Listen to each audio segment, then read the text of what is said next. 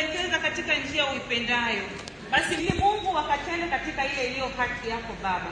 Kipekee kabisa tunamkabidhi mwenyekiti wetu Mheshimiwa Lissu katika mikono yako iliyo mikuu Jehova. Maana umesema amani ya kweli inatoka kwako, faraja ya kweli inatoka kwako, na ile haki Jehova inatoka kwako.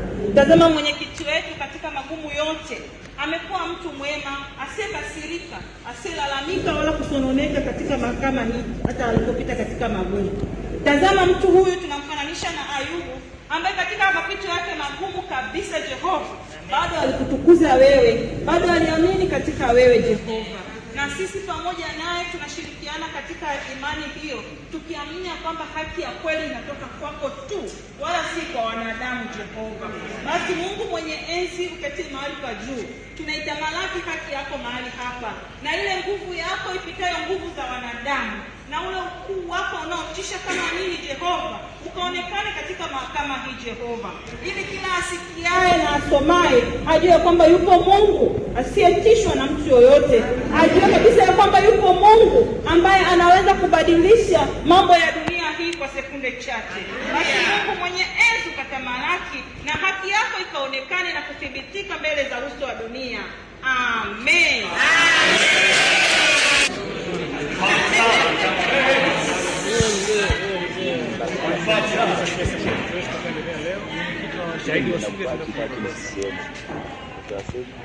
Asubuhi naamka naenda kuchukua pikipiki tumewaka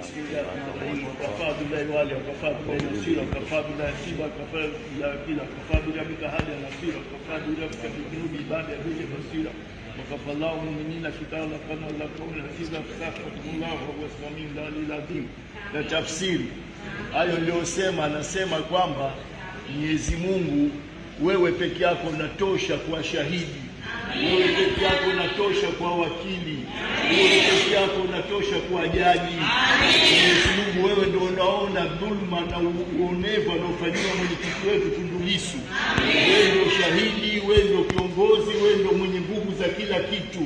Tunakuomba Mwenyezi Mungu, inshallah kwa nguvu zako, baraka zako na uongozi wako, ufanyie haki uongozi wetu, ili uamrishe majaji wahukumu haki na wahukumu kisheria, kwa sababu tunaamini sote, dunia inaamini, wao unajua na watoto wanajua kwamba huyu mtu anaonewa, anadhulumiwa, hajafanya uhaini wowote wala hajafanya kosa lolote.